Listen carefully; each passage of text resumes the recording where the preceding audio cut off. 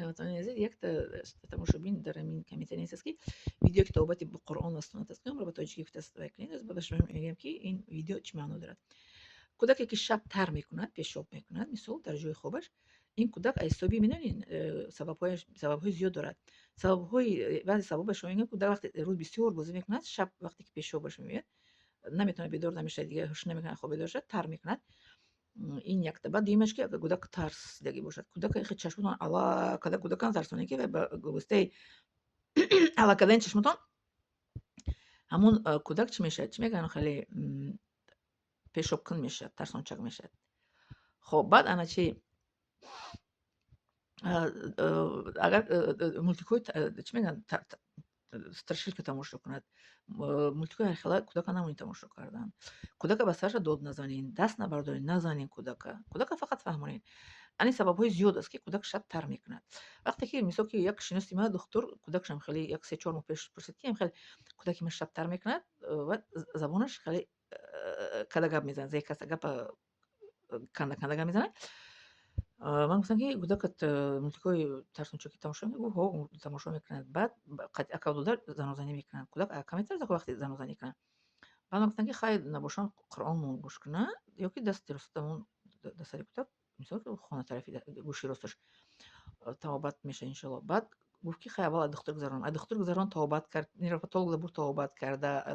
Лагобед бур, барои забон дуруст кардан табобат кард. Ҳамаи гурда, пешобдона санҷидан. Духтур гузаштан, аммо дар охир омад ба ман мегӯяд ки кӯдаки ман то ҳолиам тар мекунад шаб, забонаш ҳолиам дуруст нашуда, гапа хеле канда гап мезанад. Ва ман барои гуфтам ки набошад Қуръонхон хӯрда дар бихи гӯши росташ, дар тарафи гӯши росташ, ё ки Қуръонамон гӯш кунад кӯдак пеш аз хоб рафтан. Кадом ояти Қуръон набошад? Ҳама ояти Қуръон дар сураи Исро омадаги ки ҳар онче ки мо нозил мекунем барои дар ояти 118 омадаги ки ҳар онче ки мо аз Қуръон нозил мекунем шифо аст, раҳмат аст барои муъминон.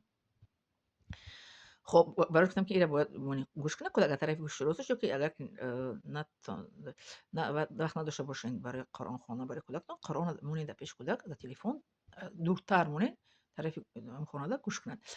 این یکم. دومیش که تا هجومه کردن در کارهای کودک تا نقطه های 1.55 45 46 و نقطه 8 نه اسپسیالیست هجومه کن، هجومه میکنند. بانکچوی هست برای کودکان مخصوص 6 دانگه میخرن، این هجومه میکنن در روزهای عثمانی نکیم. در روزهای عثمانی فایدهش بسیار است.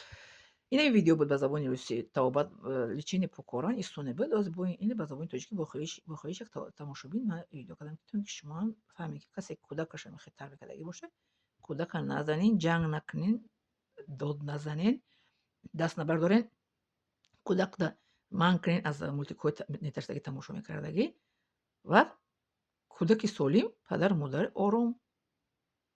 اما کودک بیماری شویش 90% از طرف همین دادزنی و چی میگن خشونت‌های اولیوی است. 10% از جانب الله تعالی و از طرف مثلا طبیعت چیزی که زندگی میکند. 90% از طرف پدر مادر است.